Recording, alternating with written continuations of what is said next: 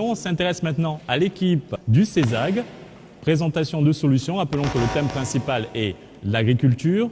Quelle est la problématique sur le thème de l'agriculture que vous avez choisi? Quelles solutions pour contribuer à la réduction du déficit de production agricole? CESAG, vous avez 6 minutes pour nous convaincre et n'oubliez pas, ensemble, c'est à vous.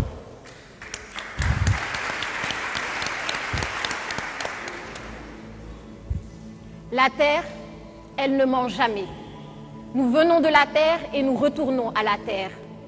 Tout porte à croire que la terre est cet élément dont l'homme ne pourra jamais se défaire. Nous marchons sur la terre, nous bâtissons nos maisons avec la terre et mieux encore, nous tirons de la terre des éléments nécessaires à notre subsistance. L'agriculteur est par définition cet artiste qui façonne la terre afin d'en tirer le rendement le plus élevé tout en maintenant sa fertilité. Un disciple de Socrate disait ceci: l'agriculture est la mère de tous les arts. Lorsqu'elle est bien menée, tous les autres arts prospèrent. Lorsqu'elle est négligée, tous les autres arts déclinent, sous terre et sous mer. Partant de là, permettez-moi de renommer l'agriculture comme étant le 8e art. Ce chiffre 8, lorsque vous le couchez, donne le signe mathématique infini, comme pour dire que l'agriculture est vouée à un bel avenir. Mesdames et messieurs, chers membres du jury, bonjour. Je m'appelle Béatrice Sagna et je suis chargée de vous parler d'une problématique cruciale de développement. Quelles solutions pour contribuer à la réduction du déficit de production agricole? Pour ce faire, abordons tour à tour le problème qui se pose, la solution que nous préconisons et enfin l'impact de la solution. Le déficit de production agricole signifie que nous consommons plus que ce que nous produisons. Et la direction de l'analyse, de la prévision et des statistiques agricoles sur la campagne 2012-2013 notait un déficit de plus de 900 000 tonnes pour le riz, 738 pour le gombo et 10 tonnes pour l'aubergine. Vous n'avez rien remarqué? Chacun des produits que je viens d'énumérer entre dans la composition du tchèb, autrement dit notre tchéboudienne, est en partie importé.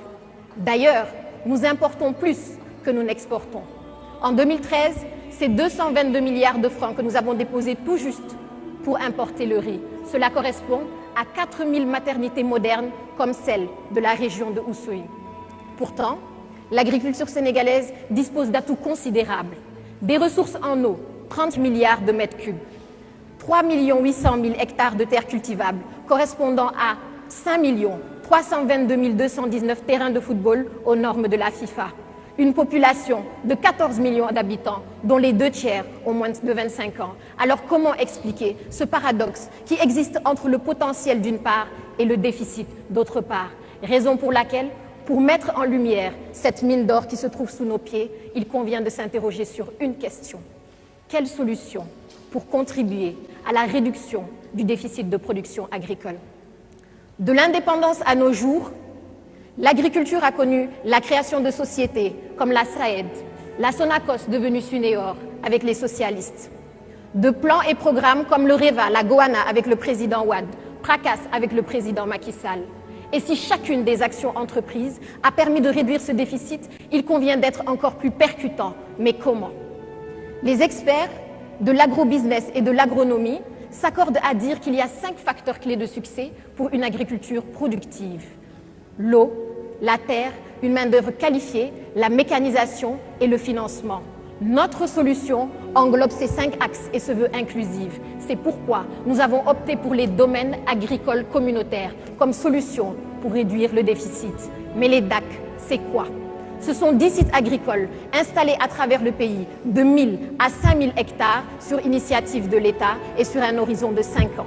Ils comprennent de vastes étendues de terres dotées d'infrastructures pour résoudre le problème de l'accès aux terres et de la mécanisation, un incubateur d'entrepreneurs agricoles pour booster les qualifications et un pôle de compétitivité économique pour créer de la valeur. Jean-Pierre Senghor, coordinateur du PRODAC, annonçait un financement de 100 milliards pour financer ce programme parce que l'agriculture aussi est une question d'investissement.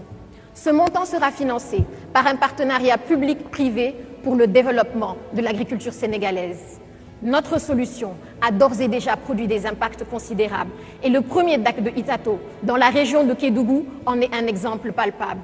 D'un point de vue social, il se traduit par le renforcement de l'identité rurale, un frein à l'exode rural et la réaffirmation de la lutte contre l'insécurité alimentaire, quand on sait que 30% des ménages ruraux au Sénégal sont menacés par l'insécurité alimentaire.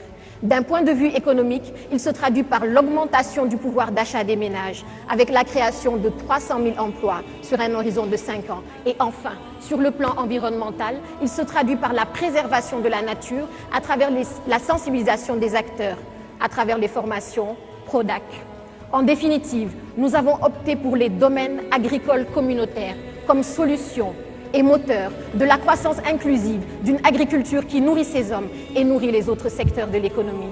Mesdames et messieurs, ces dernières semaines, nos déplacements de l'entreprise agricole Tropicasem aux fermes de Bayard ont suscité en moi la vocation d'appartenir au ballet de l'agriculture. Et si ce ballet est assimilable à une chanson, alors je laisserai tout dans la chanson.